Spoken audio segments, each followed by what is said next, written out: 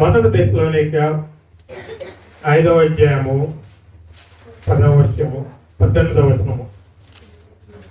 మొదటి దశలోనిక పత్రిక 5వ అధ్యాయము 18వ వచనం.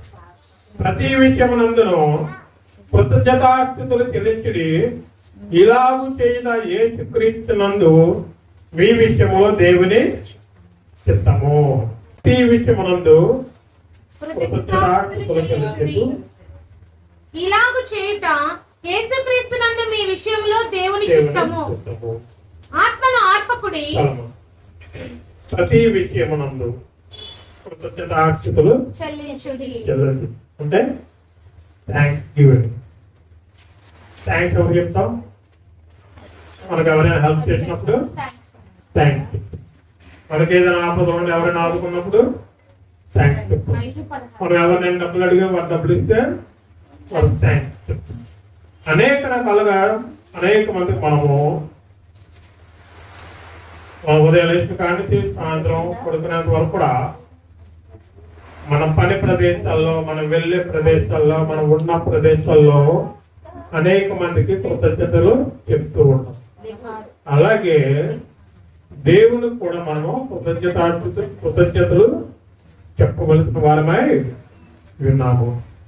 ఎందుకు చెప్పాలి అంటే, దేవుడు మనల్ని ఆశీర్వదించి మనకు మహోన్నతమైన స్థానానికి మనల్ని అభివృద్ధి చేస్తూ, మనల్ని కాపాడుతూ, మనతో ఉంటున్నందుకు మనము ఆయనకి కృతజ్ఞతలు చెప్పాలి.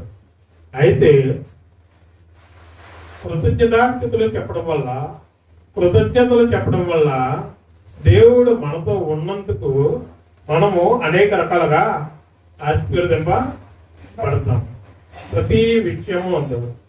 ప్రతి విషయం అంటే అది నీకు బాధ అవ్వచ్చు, విచారం అవ్వచ్చు, సంతోషం అవ్వచ్చు, ఏదైనా కానీ నువ్వు ఏ పరిస్థితిలో ఉన్నావో ఆ పరిస్థితులు ఆయనకి కృతజ్ఞతలు చెప్పాలి. దేవుడు అది కాకుండా ప్రతి విషయమునందు కృతజ్ఞతలు చెప్పాలి. అందుకే హెబ్రీ రాసిన పత్రిక 13వ అధ్యాయం 15లో చెప్తున్నాడు, కాబట్టి ఆయన ద్వారా మనము దేవునికి ఎల్లప్పుడూ స్తుతియాగము చేయుదము. అనగా ఎల్లప్పుడూ స్తుతియాగము చేయుదము. ఆయన ద్వారా. ఎవరి ద్వారా? తండ్రి ద్వారా మన ప్రభు అయిన యేసుక్రీస్తుకి స్తుతియాగము చేయుదము. ఏ విధంగా చేయాలి? కృతజ్ఞతలు స్తుతియాగం ఏ విధంగా చేయాలి?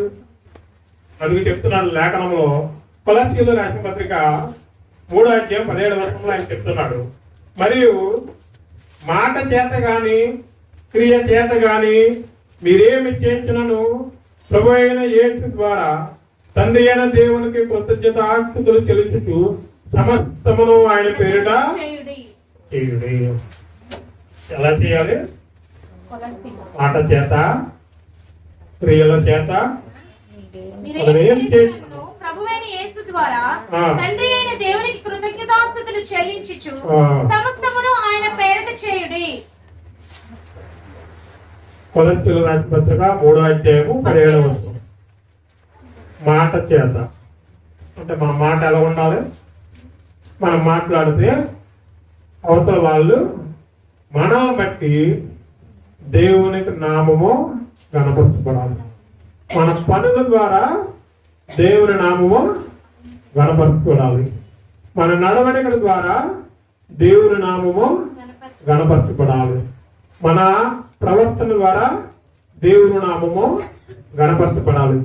దేవుడు అందుకు అంటున్నాడు, మాట చేత గాని క్రియ చేత గాని మీరేమి చేసినను ప్రభు అయిన యేసు ద్వారా తండ్రి అయిన దేవునికి కృతజ్ఞతాస్తుతులు చెల్లించు. మన మాట సవ్యంగా ఉంటే దేవుని నామము కనపడుతుంది. అందుకే తెలుగులో సామెత ఉంటుంది, నోరు మంచిదైతే ఊరు మంచిది అవుతుంది. అది మనకు అలా ఉండాలి. మన నోరు బాగోవాలి కానీ ఊరంతా బాగుండాలి. మన నోరు బాగోకపోయినా పర్వాలా, ఊరు మాత్రం బాగుండదు. మన నోరు బాగోపోయిన పరల పక్కోడు మాత్రం మనతో సక్రమంగా ఉండాలి. మన ప్రవర్తన బాగోపోయినా అవతల ప్రవర్తన మన పట్ల న్యాయంగా ఉండాలి. మన అన్యాయంగా ఉన్నా కానీ అవతల వాళ్ళు న్యాయంగా ఉండాలి. ఇది మన ఆలోచన. అయితే దేవుడు చెప్తున్నాడు, మీరు చేసే పని, చేసే ప్రవర్తన, మాట్లాడే మాటల ప్రతిది కూడా దేవునికి నామము కలగాలని దేవుడు చెప్తున్నాడు. అయితే అది ఎప్పుడు కలుగుతుందంటే మన ఆనందముతో ఆయనకు కృతజ్ఞతలు చెప్తున్నప్పుడు, ఆయన సన్నిధానంలో ఉండి ఆయన కృతజ్ఞతాస్థుతులు పాడుతున్నప్పుడు ఆయన దేవుని నామాన్ని గణపరుస్తాం. అయితే దేవుని నామాన్ని గణపరచడం వల్ల మన మాట, మన క్రియ, మన ప్రవర్తన, మన నడవడిక బాగుంటే ఏమవుతుందంటే దేవుడు మనల్ని శుభాతిశయముగా చేస్తానని చెప్తున్నాడు. యెషయా గ్రంథము 6వ అధ్యాయము 15వ వచనం. నీవు విసర్జింపబడునట్టియు ద్వేషింపబడుటను బట్టియు ఎవడును నీ మార్గమున దాటిపోవుట లేదు. నిన్ను శాశ్వత శోభాతిశయముగాను బహుతరములకు సంతోష కారణముగాను చేసెదను. బహుతరములకు సంతోష కారణముగాను చేస్తాను. ఇప్పుడు మనం ఆయన కృతజ్ఞతాస్తుతులు చెల్లించినప్పుడు, ఆయనకు కృతజ్ఞతలు చెప్తున్నప్పుడు మనల్ని శోభాతిశయముగాను బహుధర్మలకు సంతోషకరముగాను చేస్తుంది. అయితే ఇప్పుడు మన సంతోష కార్యం ఎలా ఉంటుంది?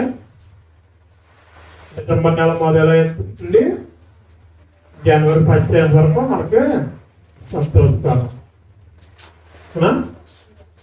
వచ్చి ఆట బాటలు వేసుకొని, నాటకాలు చేసుకొని, బాగా డాన్సులు వేసి, పండగలో పిండి వంటలు, కొత్త బట్టలు. కాబట్టి డిసెంబర్ 2nd వీక్ నుంచి జనవరి 1st వీక్ వరకు కూడా మంచి సంతోషం.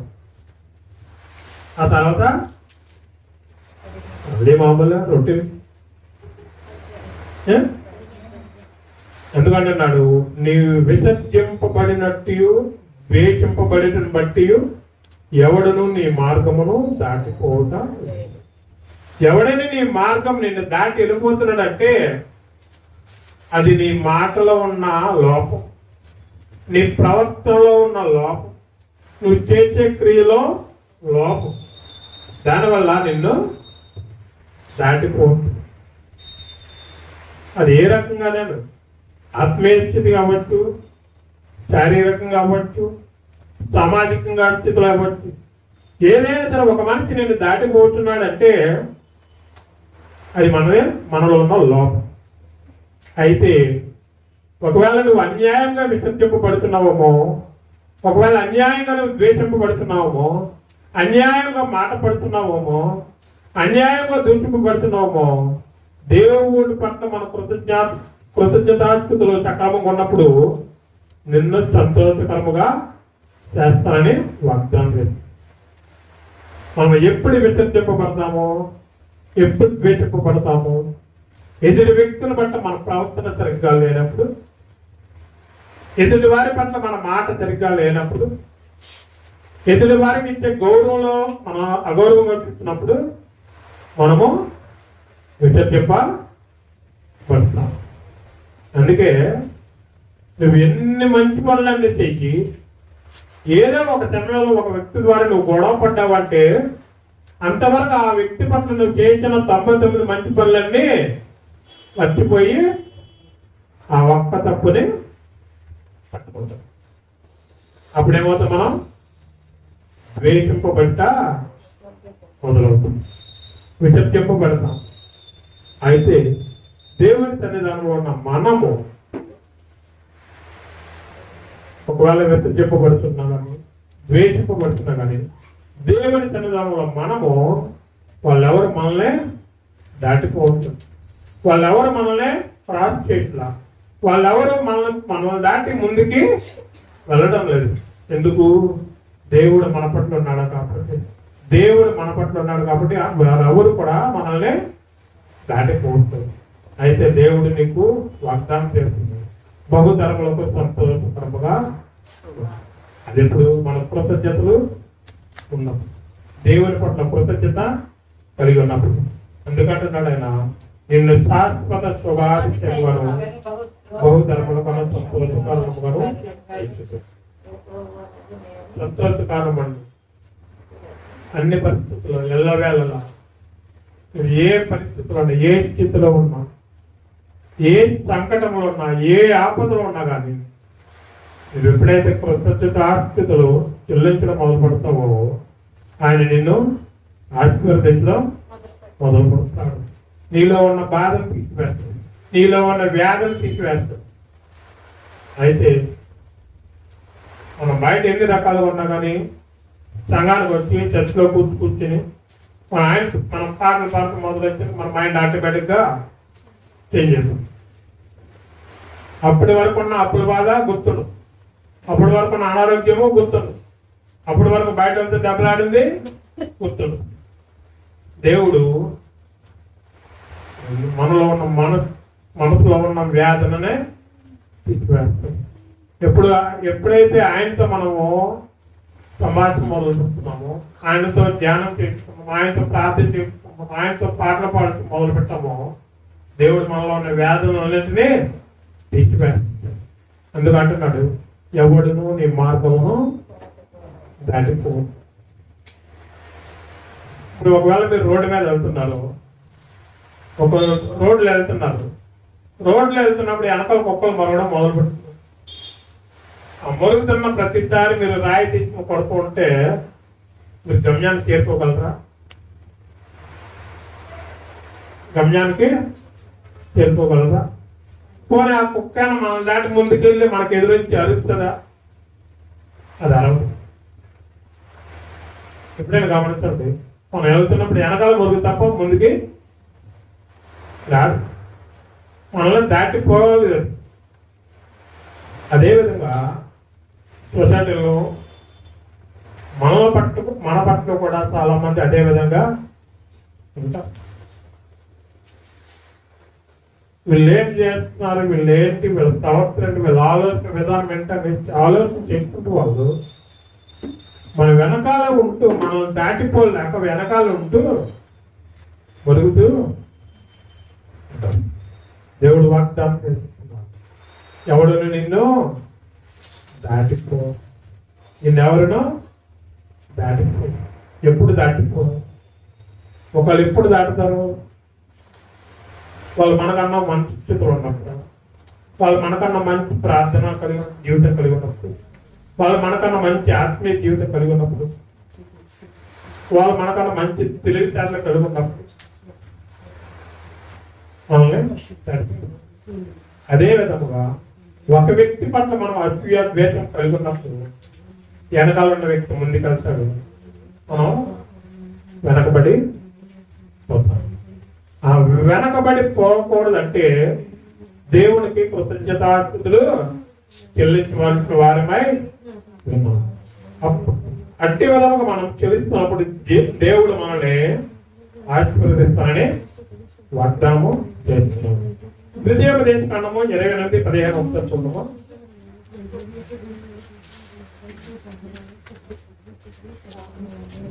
నేను మీకు ఆజ్ఞాపించు ఆయన సమస్త ఆజ్ఞలను కట్టడలను నీవు అనుసరించి నడుచుకొనవలెనని నీ దేవుడైన యెహోవా సెలవిచ్చిన మాట వినని ఎడల ఈ శాపములన్నీ నీకు సంభవించును.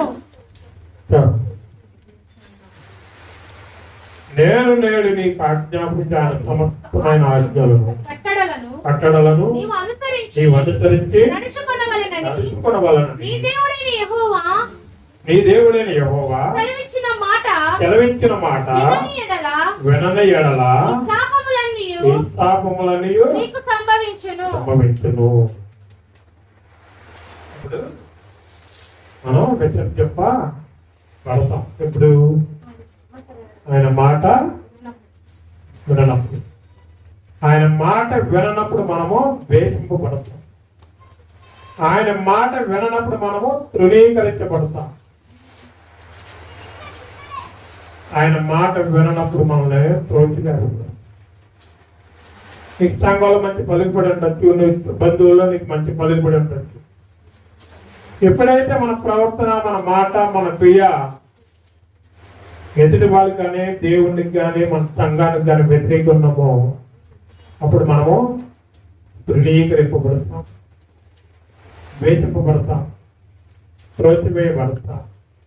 అయితే అట్టి విధమైన ప్రవర్తన మనకు లేకుండా ఉండాలంటే దేవుని పట్ల కృతజ్ఞత కలిగి ఉండాలి. అది ఏ సమయమైనా అవ్వచ్చు. నువ్వు ఉదయం లేచిన దగ్గర నువ్వు కృతజ్ఞత, నువ్వు పనులు చేసుకుంటూ కృతజ్ఞత చెప్పు, నువ్వు పనికి వెళ్తూ కృతజ్ఞత చెప్పు, ప్రయాణాలు ఊరెళ్తున్నా కృతజ్ఞత చెప్పు. ఏ స్థితిలో చెప్పుకున్నా, ఎప్పుడు చెప్పుకున్నా కానీ దేవుడు నీకు అండగా ఉంటాడు. అంటే అండగా ఉన్నప్పుడు దేవుడు మనల్ని ఎవరి చేత వెచ్చరింపబడ చేయనేరడు. దేవుడు మనల్ని విడినాడు వాడు కాడు. మనల్ని విడిపేస్తాడు దేవుడు, ఆయన విడనాడు వాడు కాడు. కానీ మనం విడిచిపోతాం. కొన్నిసార్లు చూడండి, ఏదైనా మార్కెట్కి కానీ లేకపోతే జాత ఫంక్షన్ కానీ వెళ్ళినప్పుడు తల్లిదండ్రులు పిల్లలు చేరుకొని నడుస్తాం అంటే తగ్గిపోకూడదు.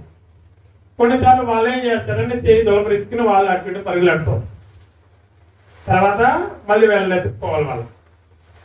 అదేవిధంగా మనము కూడా దేవుడు మనల్ని నడిపిస్తున్నా కానీ కొన్నిసార్లు మనము ఆయన చేతులు దొలపరిచుకుని మన ఇష్టానుసారము వెళ్ళిపోతుంది. అయితే నువ్వు ఎంత దొలపరుచుకున్నా కానీ, నువ్వు అటు ఇటు పరుగులాడుతున్నా కానీ దేవుడు నిన్నే కాపాడుతున్నాడు కనుక మనము ఎవరి చేత విసర్జింపబడటం లేదు, ఎవరి చేత ద్వేషింపబడటం లేదు, ఎవరి చేత తృణీకరింపబడటం లేదు, ఎవరి చేత త్రోసివేయబడటం లేదు. ఒకవేళ నువ్వు ఎవరి చేతన తృణీకరించబడుతున్నావేమో, ఒకవేళ నువ్వు ఎవరి చేతన ద్వేషింపబడుతున్నావేమో, ఒకవేళ ఎవరి ద్వారానే నువ్వు విసర్జింపబడుతున్నావేమో, అది మనలో లోపముందేమో ఆలోచించు. మనలో లోపముందామని ఆలోచించుకో. దేవుడు సెలవిస్తున్నాడు, మీరు నా పట్ల కృతజ్ఞతార్థి తెలుస్తుంది. దేవుడి చిత్తమనే లేఖనం కలుగు. మనం ఏం చేయాలి, ఏం చేయకూడదు, ఎలా ఉండాలి, ఎలా ఉండకూడదు, ఏ విధంగా ప్రవర్తించాలి అన్నీ కూడా సమస్తము దేవుడి చిత్తమైనది. అయితే కొన్నిసార్లు మనం ఏం చేస్తున్నాం అంటే మన మనస్సుకు నచ్చిన మనం చేస్తూ ఆయన చిత్తాన్ని వదులుకుంటున్నాం. ఆయన చెప్తున్నాడు, మాట్లాడే మాట, చేసే క్రియ, నడిచే నడక, ప్రవర్తన ప్రతీది కూడా ఆయనకి ఆయన నామం గణపరచబడే విధంగా ఉండాలని చెప్తుంది. మొదటి దేశంలో 5వ అధ్యాయం 16-18 నుంచి 3 విషయాలు ఉన్నాయి. Rejoice always, prayer continuously, give thanks in all circumstances. అంటే ఎల్లప్పుడూ సంతోషంగా ఉండండి, ప్రార్థన చేయండి, కృతజ్ఞతాస్తుతులు చెల్లించండి. 3 విషయాలు: సంతోషము, ప్రార్థన, కృతజ్ఞత. మనం ఎప్పుడు సంతోషంగా ఉంటాము? మనం ఎప్పుడు సంతోషంగా ఉంటాము? కడుపు నిండా శుభ్రంగా అన్నం తిన్నప్పుడు, జేబులో నిండా ఫుల్గా డబ్బులు ఉన్నప్పుడు, మనకు కావాల్సిన సమస్తం పొందుకున్నప్పుడు మనము సంతోషం. మనం ఎప్పుడు సంతోషంగా ఉంటామంటే అదే లేఖనంలో 15వ వచనం ఒకసారి చదవనమ్మా. ఎవడును కీడునకు ప్రతి కీడు ఎవనికైనాను చేయకుండా చూచుకొనుడి. మీరు ఒక్కని ఎడల ఒక్కడును మనుష్యులందరి ఎడల ఎల్లప్పుడూ మేలైన దానిని అనుసరించి నడుచుకొనుడి. సంతోషముగా ఉండండి. ఎవడును కీడునకు ప్రతి కీడు ఎవరికైనా చేయకుండా మీరు ఒకరి ఎడల ఒకడును మనుషులు కుమారు అందరిని ఎడలను ఎల్లప్పుడూ మేలైన దానిని అనుసరించి ఎప్పుడు సంతోషం ఉంటాము? మనం ఒకరి కీడి చేయకుండా ఉండినప్పుడు మనం సంతోషం. మనం ఒకరి పట్ల ద్వేషము పెంచుకోకుండా ఉన్నప్పుడు మనము సంతోషం. మనము ఒకరి పట్ల అన్యాయముగా ప్రవర్తించకుండా ఉన్నప్పుడు మనము సంతోషముగా ఉంటాం. అయితే మేలైన దాని అనొచ్చు, మేలైన దానిని అనొచ్చు. అటు మేలైనది మనకి ఎలా తెలుస్తుంది? అటు మేలైన దాన్ని మనం అనుసరించి నడుచుకోవాలని మనకి ఎలా తెలుస్తుంది? ఇది మేలైనదని మనకు ఎలా తెలుస్తుంది?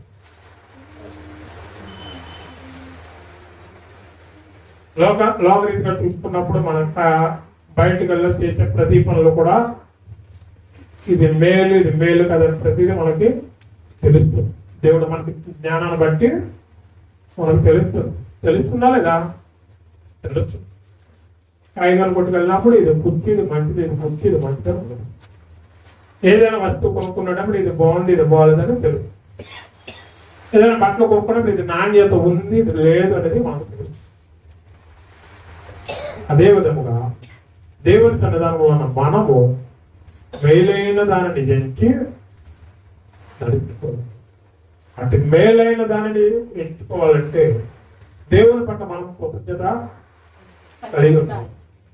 దేవుని పట్ల మనము కృతజ్ఞత కలిగిన వారమై ఉండాలి.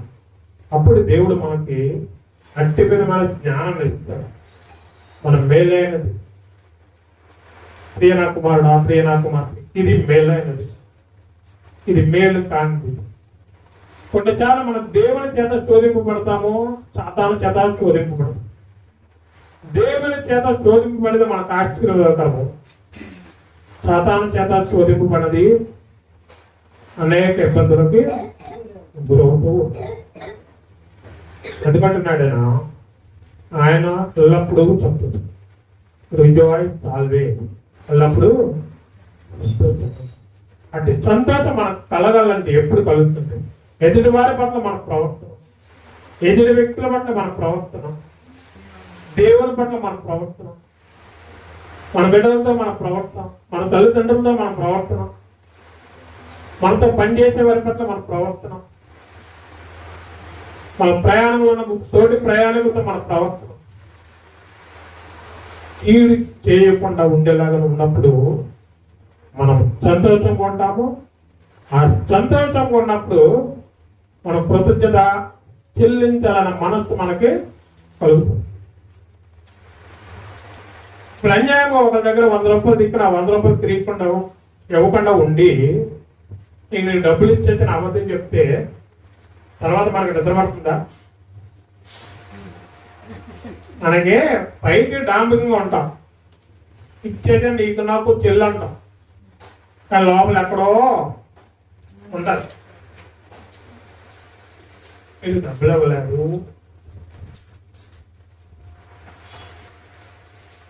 అది ఉన్నప్పుడు మనము సంతోషం ఉండగలమా? అలాగే ఎదుటి వారితో మనం కంపేర్ చేసుకున్నప్పుడు మనం సంతోషం ఉండగలమా? ఉండలేదు. వాళ్ళకి అది ఉంది, నాకు లేదు. వాళ్ళు ఆ స్థితిలో ఉన్నారు, నేను ఈ స్థితిలో ఉన్నాను. వాళ్ళు ఎక్కడ పడితే అక్కడికి వెళ్తున్నారు, కాల్ చేసుకుంటున్నారు, నేను వెళ్ళలేకపోతున్నా, నేను చేయలేకపోతున్నాను ఆలోచన నీకు ఉంటే మనము సంతోషముగా ఉండలేము.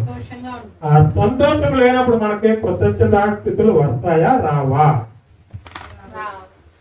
రావు. ఎందుకంటే మనకు ఆలోచన అదే ఉంటది కాబట్టి మనకి దేవునికి కృతజ్ఞత చెప్పాలని ఆలోచన ఉండదు, పాట పాడాలన్న ఆలోచన, ప్రార్థన చేయాలన్న ఆలోచన, వాక్యం చదవాలన్న ఆలోచన. అయితే ఎప్పుడైతే మనం ఇవన్నీ ఇష్టపడాలి, దేవుడు మనకు ఆజ్ఞాపిస్తున్నాడు. మధ్యాహ్నం నేను నీకు ఆజ్ఞాపిస్తున్నాను, నేను నీకు ఆజ్ఞాపించినప్పుడు మనం కృతజ్ఞత కలిగి ఉండాలంటే ఎదుటి వారి పట్ల మన ప్రవర్తనలు, సమాజంలో మన ప్రవర్తనలు ఉంది, సంఘంలో మన ప్రవర్తనలు ఉంది, దేవుడితో మన ప్రవర్తనలు ఉంది. ఆలోచన చేసుకో. ప్రతి విషయం నీకున్న దాంట్లోనే నీకు రోజు 10 రూపాయలు వచ్చిందా కృతజ్ఞత చెప్పుకో, 1000 రూపాయలు వచ్చిందా కృతజ్ఞత చెప్పుకో, నీకు ఈరోజు పని దొరకలేదా కృతజ్ఞత చెప్పుకో. ఉన్నా లేకపోయినా కృతజ్ఞత చెప్పుకో. ఎవడును వీడును ఎవరు అదే మనసులో అటువంటి ఆలోచన వచ్చినా కూడా మనము దేవుని పట్ల కృతజ్ఞత కలిగి ఉండాలి. మనం ఒకరితో దెబ్బలు ఆడుకుంటే తెల్లవారు లేచిన కాడి నుంచి మొహమాలు చూసుకున్నప్పుడు మన మనసులో ఫీలింగ్ ఉంటుంది, అంటే ఇంప్యూరిటీ వస్తుంది. మొహం ఎదురు పెట్టినప్పుడు వాడు డైరెక్ట్ గా మొహం చూడాలని చిక్కలు. అదే విధంగా దేవుని పట్ల కూడా మనం ఎలాగున్నాం, దేవునికి మనం తిరుగుబడుతున్నాము, దేవునికి ఎదురెడుతున్నాము. ఆయన కృతజ్ఞత కలిగి ఉన్నప్పుడు దేవుడు మనతో ఉంటానని వాగ్దానం చేస్తున్నాడు. ఎందుకంటున్నాడు ఆయన, మరియు మాట చేత కానీ క్రియ చేత కానీ మీరేమి చేస్తున్నాను ప్రభు అయిన యేసు ద్వారా తండ్రి అయిన దేవుడు కృతజ్ఞత ఆకృతలు చెల్లించి సమస్తమును ఆయన పేరట చేయాలి. మనమైతే కొన్నిసార్లు మనకేం చెప్తాం, నాకు ఇది ఉందా, నా తెలిసినట్టుగా 100 రూపాయలు వస్తే 50 రూపాయలు కొన్నానంటే ఇది నా తెలివితేటలు. అంతేనా? 100 రూపాయలు వస్తే అన్యాయంగా బేరమాడేసి ఎక్కడ చేసుకుంటూ వచ్చేస్తాం.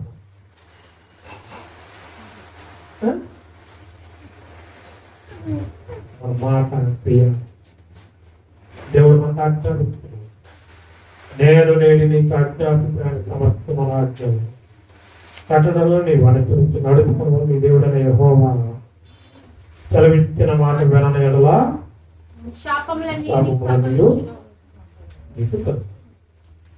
అని చెప్తున్నాడు ఆయన. కృతజ్ఞతాకృతులు చెప్పాలి. కొన్నిసార్లు సాధ్యము కాకపోవచ్చు, అంటే అప్పటి పరిస్థితులను బట్టి, అప్పుడు ఉన్న మనస్థితిని బట్టి, అప్పుడున్న మన వేదనను బట్టి, అప్పుడున్న మనకు ఇబ్బందులను బట్టి మనం కొన్నిసార్లు కృతజ్ఞతాకృతులు చెల్లించలేకపోవచ్చు. కానీ దేవునితో మనం చూసుకోవాలన్నా, దేవునితో మనం కలిసి ఉండాలన్నా మనం కృతజ్ఞతాకృతులు చెప్పాలి. అయితే దేవుడు చెప్తున్నాడు, ఎట్టి పరిస్థితులు అన్ని సమయంలో చక్కగా ఇస్తున్నాడు. ప్రతి విషయం అన్ని సమయాలు దేవుని పట్ల మనము కృతజ్ఞత కలిగి ఉంటాం. ఈరోజు మనం 3 పట్ల తిండి ఉన్నాం అంటే దేవుని కృతజ్ఞత. మనకి ఈరోజు నిలువ నీడు ఉన్నదంటే దేవునికి కృతజ్ఞత. ఇది కూడా లేకుండా చాలా మంది లోపల బాధ్యులు ఎంతమంది ఉన్నారు. అయితే దేవుడు మనల్ని ఆశీర్వదిస్తున్నాడు, దేవుడు మనతో ఉన్నాడు, దేవుడు మన పట్ల ప్రేమను చూపిస్తున్నాడు. అయితే కృతజ్ఞత సంబంధం ఏంటంటే మన విశ్వాసము పెరుగుతుంది, నమ్మకము పెరుగుతుంది. నమ్మకము పెరిగినప్పుడు ఏమవుతుందంటే కార్యాలు జరుగుతాయంట. జరిగితే లేదా ముదనూరుపాడు వెళ్తున్నారు. ముదనూరుపాడు దేవదాత అయ్యగారు శక్తి, దేవుని శక్తి ఎక్కడ ఉన్నది? దేవుని శక్తి. దేవుని అంటే జనాలందరూ కూడా నమ్మకంతో వెళ్తున్నారు. ఎవరి మీద నమ్మకంతో దేవుని మీద దేవుని మీద నమ్మకం తెలుస్తున్నారో వాళ్ళకి కలుగుతుంది. అయితే కొన్ని సార్లు మనమున్న పరిస్థితుల్లో కృతజ్ఞతాస్తుతులు చెల్లించలేకపోవచ్చు, కృతజ్ఞత చెప్పలేకపోవచ్చు. అప్పుడు ఏమవుతుందంటే సాతాను మన హృదయాల్లో దూరి గొలుగుతూ ఉంటాం.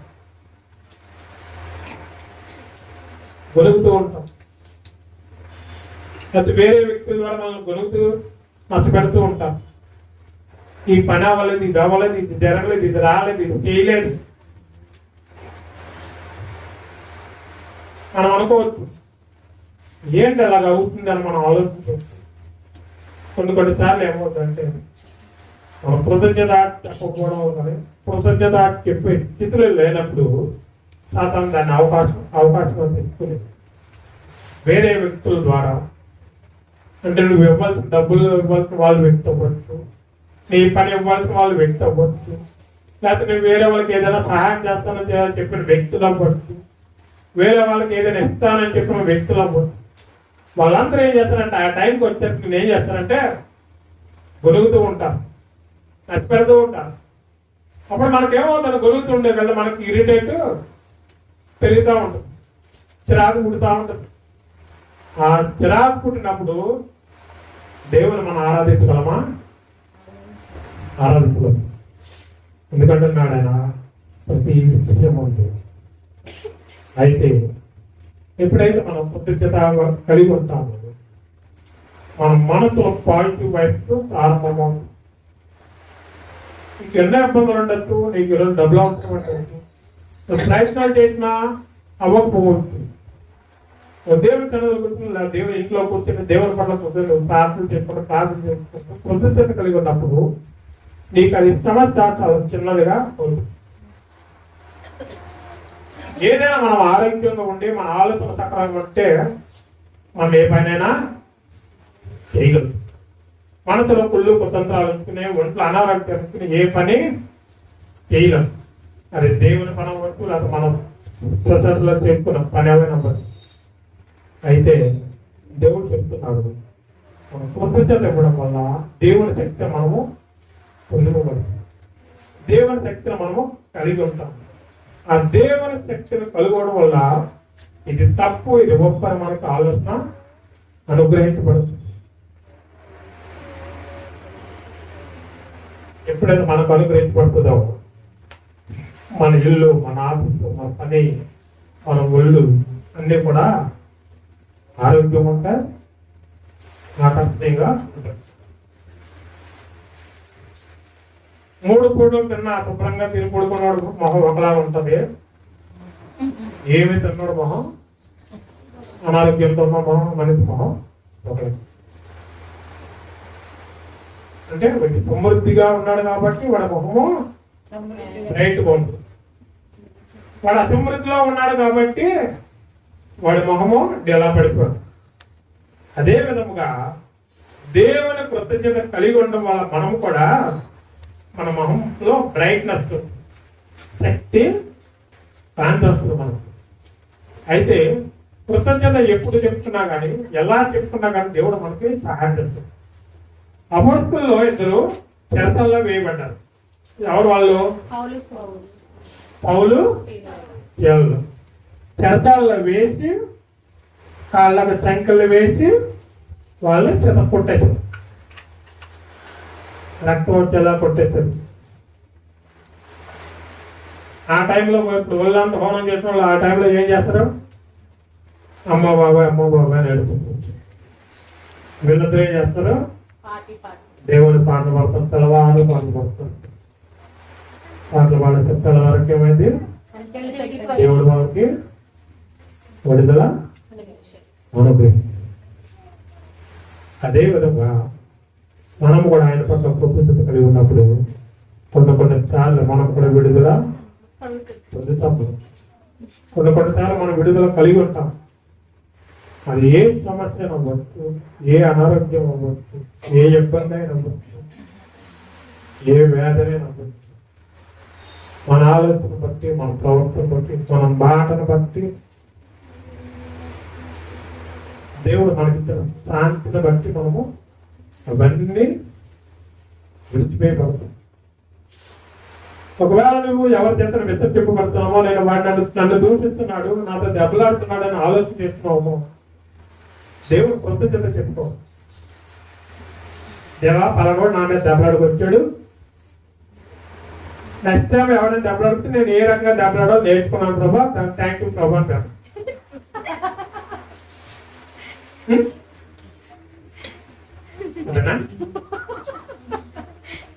మనకున్న అలవాటు దురలవాటు ఏంటంటే వాడు ఏది చేస్తే మనం అది, వాడు ఏది ఇస్తే మనం అది ఇచ్చే.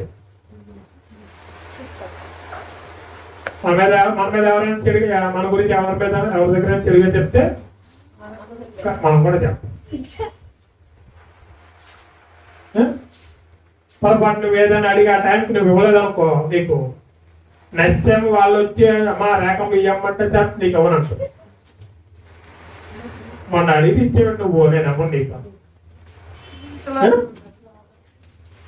అంతేనా? దేవుడు మనం సంతోషంగా ఉండాలంటే ఎదుటి వారు ఎలా చేస్తారో మనం అలా చేయడం కాదు. ఎదుటి వారి ప్రవర్తన ఎలాగో మన ప్రవర్తన అక్కడ కానీ వాళ్ళకి మనకి వ్యత్యాసం, వాళ్ళకి మనకి తేడా అవుతాం, వాళ్ళకి మనకి చాలా దూరం ఉన్నాం. ఇద్దరు వ్యక్తులను చేపట్టినప్పుడు నీతో పాటు ఇంకో వ్యక్తి ఉన్నప్పుడు, వాడు చెడుగా ఉన్నప్పుడు నువ్వు కూడా చెడుగా ఉన్నప్పుడు అసలు వాడికి సపోర్ట్ చేస్తున్నా మనం కూడా చెడుతాము. అదే నువ్వు నార్మల్గా ఉండి నువ్వే తప్పు చేయడం చూసే వాళ్ళు ఏం చేస్తున్నా ఫలానా వల్ల అంటే బయట ఉన్నప్పుడు కానీ ఎక్కడికి వెళ్ళినప్పుడు మన ప్రవర్తన మన మార్పు దేవుని నామము గణపరచబడాలి. దేవుని నామము గణపరచబడాలి. దేవుని నామం గణపరచబడాలంటే ఆయన పట్ల మనము కృతజ్ఞత కలిగి ఉంటాం. అయితే ఆయన మనకులాగా వ్యత్యాసం కలిగిన వాడు కాడు, భేదాభిప్రాయం చూపించేవాడు కాదు, స్వార్థపరుడా కాదు. ఎందుకంటున్నాడు అక్కడ వాక్యం చూడండి, యెహోవా తన ప్రజలందరూ ప్రీతి గలవాడు, తన ప్రజలందరి పట్ల ప్రీతి గలవాడు. మనము ప్రజలందరి పట్ల ప్రీతి గలవాడు.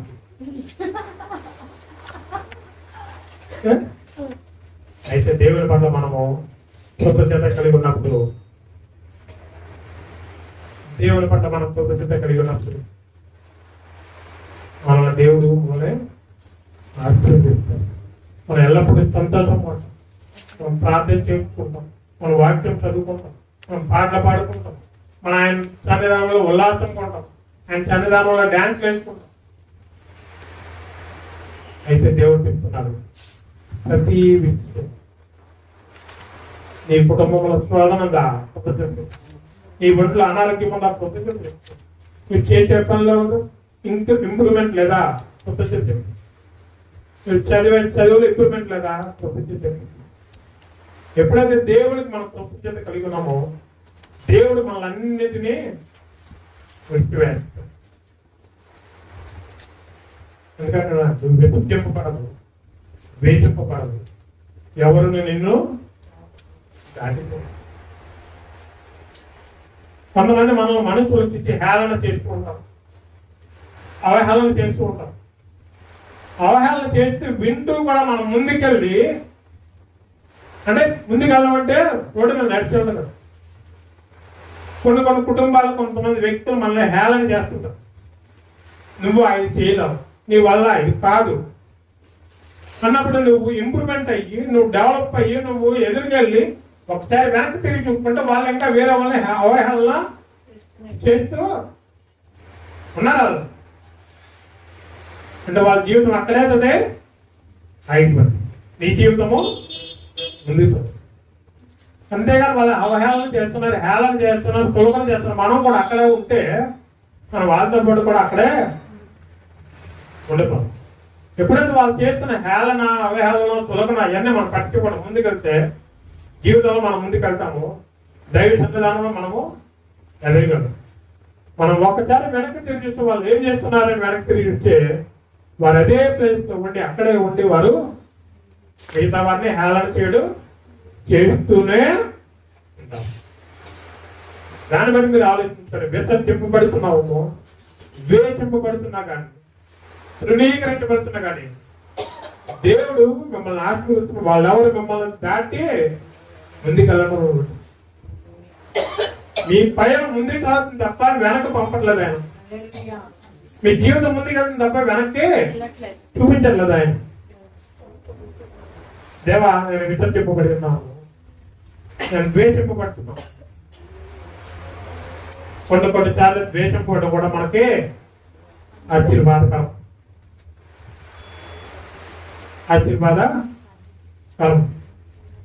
నా చిన్నప్పుడు చదువుకునేటప్పుడు చెప్పుకునేవారు వెధవా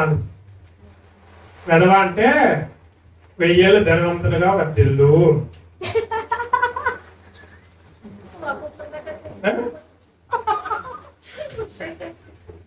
వెధవా అంటే మా చిన్నప్పుడు మా తెలివితేటలు అలాగుండే.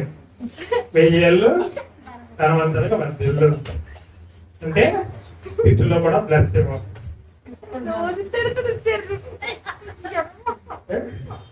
దేవుని అవసరం. అయితే దేవుని పట్ల మనం కృతజ్ఞత కలిగి దేవునితో మనం ఉంటున్నాం. ఆయన కృతజ్ఞత అట్టుతో చెబుతాం. ఎవరికైనా మన కీడుకు ప్రతి కీడు, చెడుకు ప్రతి కీడు, దుష్కార్యం చేయకుండా మనం ఉన్నప్పుడు దేవుడు మనల్ని ఆశీర్వదిస్తూ ఉంటాడు. దేవుడు మనతో మాట్లాడుతూ నేడు నీకు ఆజ్ఞానం దేవుడు మనకు ఆజ్ఞాపిస్తాడు.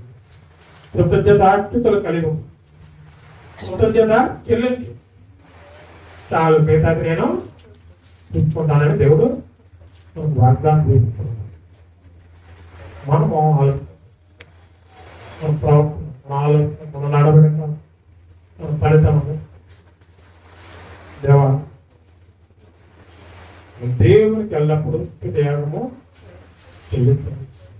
అది మన మాట చెప్పము, ఉద్యోగంలో అన్ని ప్రదేశాల్లో, ప్రయాణాల్లో, సంఘంలో కూర్చున్నప్పుడు, ఎక్కడైనా కానప్పుడు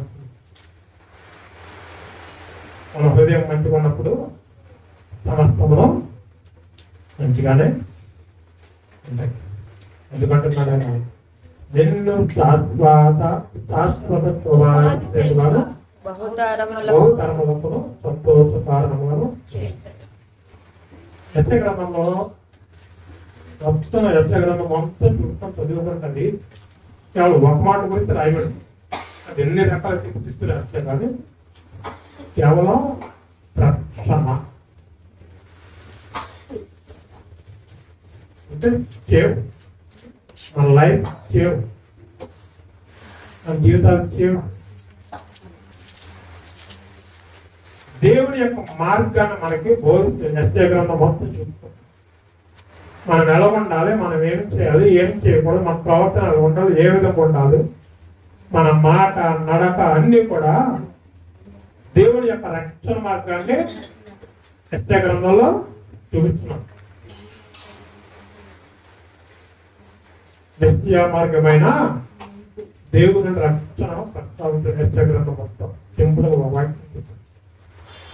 దాన్ని మనము ఎలా అన్వయించుకోవాలంటే మనం ఉండే ప్రదేశంలో, మనం తినే తిండి, మనం చేసే పనుల్లో, మనం నడిచే నడకలో, ప్రతి విషయంలో కూడా మనము ఆ విధంగా అన్వయించుకున్నప్పుడు దేవునికి మనకి అగాధం అనేది కృతజ్ఞత కలిగిన వారమై ఉన్నాం. దేవుడు ఈ మధ్యాహ్నం కాలం చెప్తున్నాడు, నువ్వు ఏ స్థితిలో ఉన్నా కానీ అనారోగ్యంతో బాధపడుతున్నావా, ఆర్థికంగా ఇబ్బంది పడుతున్నావా, సొసైటీలో నలుగురు సార్ మాట్లాడిపిస్తున్నావు, పిల్లలు చదువుకుంటున్నావు, మాట ఏముండదు, ఏ విధమైన కలిగి నువ్వు కృతజ్ఞత కలిగి ఆ కృతజ్ఞత కలిగి ఉన్నప్పుడు మనము ఎవరి చేత ద్వేషింపబడము, ఎవరి చేత మాటలు పడవు. ఒకవేళ సాతాను చోదించి మనల్ని మాటలు పడేలాగా చేసి, మనం ఒకరి చేత ద్వేషింపబడేలా చేసి, ఒకరి చేత విసర్జింపబడేలా చేశాడంటే అది మనలో ఉన్న లోపం, మనలో ఉన్న అయోగ్యత. దేవుడిచ్చిన యోగ్యతను పోగొట్టుకుని కొన్నిసార్లు మనం అయోగ్యతను పొందుకుంటున్నాం. దేవుడిచ్చిన ప్రేమను కొన్నిసార్లు వదులుకుని సాతాను చూపే ప్రేమను మనం పొందుతాం. ఈ మధ్యాహ్నం కాల్చుకొని మనం ఆలోచించాం, దేవా ఒకవేళ ఎవరైనా నన్ను దాటి ముందుకు వెళ్ళిపోతున్నారేమో, నా ప్రవర్తన ఏదైనా లోపం ఉన్నదేమో, నా ప్రార్థనలో లోపం ఉన్నదేమో, నేను చదివే వాక్యంలో లోపం ఉన్నదేమో, మనసులో లోపం ఉన్నదేమో మనం ఆలోచన చేసుకోవాలి. దేవుడు అంటున్నాడు ప్రతి విషయం ఉంది, ప్రతి విషయం. మనం ఏం చేస్తాం కొన్నిసార్లు దేవుడు చెప్పపోయి చుట్టుపక్కల అందరూ చెప్తాం, ఏమైనా తెచ్చుకున్నా ఇచ్చే చుట్టుపక్కల అది కొంతమంది పాజిటివ్గా తీసుకుంటాం, కొంతమంది నెగిటివ్ తీసుకుంటాం. నెగిటివ్గా తీసుకుంటాం మొదలెడితే మన మీద వాళ్ళ ఏడుపు ప్రారంభం. మానవ స్వభావం వల్ల ఈవెన్ మనము కూడా కొన్నిసార్లు అలా ఉండొచ్చు, కొన్నిసార్లు కూడా మన ప్రవర్తన అలా ఉంటున్నాము. ఎదుటి వారు ఏదైనా చెప్తే అదే వాడికి ఉంది, మనకు ఎందుకు లేదు, వాడు వెళ్ళాడు నేను ఎందుకు వెళ్ళలేదు, వాడికి అంత డబ్బు ఉంది నాకు ఎందుకు లేదు డబ్బు అని మనం కూడా కొన్నిసార్లు వాళ్ళని ద్వేషిస్తున్నాము, వాళ్ళని విసర్జిస్తున్నాము, వాళ్ళకి డబ్బు ఉందని చెప్పి వాళ్ళని తృణీకరిస్తున్నాము. ఏ విషయమైన వాళ్ళు ఏ స్థితిలో ఉన్నా మనం ఏ స్థితిలో, వాళ్ళు ఎక్కువలో ఉన్నా మన తక్కువలో ఉన్నాగా దేవుని సన్నిధానంలో మనము అందరము ఒకే సమాన స్థితి కలిగిన వారం. అది ఎప్పుడు కృతజ్ఞత కలిగి ఎందుకుంటున్నాడు, నిన్ను సంతోషకరముగా నిన్ను ఆనందకరముగా నీ వేదన నీ బాధ అన్ని తీసిపెట్టి ఆనందకరంగా చేస్తాడు. దేవుడి మధ్యాహ్నం అవుతుంది యెషయా-గ్రంథం 60:15 చెప్పబడినట్టుగా నీవు విసర్జింపబడిన బట్టి ద్వేషింపబడిన బట్టి ఎవడును, అది ఎవరైనా అవ్వచ్చు, మన అక్క చెల్లెలు అన్నదమ్ములు బంధుమిత్రులు యజమానులు పనిచ్చే యజమానులు పనిచేసే యజమానులు అధికారులు ఎవరైనా కానీ ఏదైనా మన మనస్సు బాగున్నప్పుడు, మన మనస్సులో పరివర్తన కలిగినప్పుడు, మన మనస్సు సక్రమంగా ఉన్నప్పుడు ఎవరు మనం దాటిపోలేదు. ఒకళ్ళ అధికారులు అయ్యి ఉండొచ్చు, వాళ్ళ ఆలోచన వాళ్ళ ప్రవర్తన బాగాలేనప్పుడు ఏమవుతారు, అధమ స్థితికి వెళ్ళిపోతారు. కొన్నిసార్లు మనం న్యూస్లో కూర్చోంటాం, పలానా వ్యక్తి పలానా ఆఫీసర్ అంటుంది, పలానా ఆఫీసర్ పలానా పంచాయతీ జైలుకి వెళ్ళాడు అంటే దేవుడిచ్చిన దాన్ని నువ్వు సరిపెట్టుకోక, దేవుడిచ్చిన దాన్ని నువ్వు కృతజ్ఞత చెల్లించక, దేవుడిచ్చిన దాన్ని బట్టి నువ్వు కృతజ్ఞతాస్తుతులు చెల్లింపక ఇంకా ఎక్కువగా ఆశపట్టి ఏమవుతుందంటే మన జీవితం అధమ స్థితికి వెళుతుంది. అప్పుడు మన అనుకున్న వాళ్ళందరూ మనం దాటిస్తారు, మన అనుకున్న వాళ్ళందరూ మనల్ని విసర్జిస్తారు, మన వెనకాల ఉన్న వాళ్ళందరూ మనల్ని ద్వేషిస్తారు. అట్టి విధమైన స్థితి మనకు రాకుండా ఉంటే దేవుని పట్ల మనం ఎల్లప్పుడూ కూడా కృతజ్ఞత కలిగి కృతజ్ఞతాస్తుతులు చెల్లించుతూ ఆయన ఇచ్చిన దేవ దీవెనలు పొందుకుంటూ మనం ఆయన సన్నిధిలో గడుపుతాం. దేవుడి కొంత వాక్యం దీవిస్తుంటాం.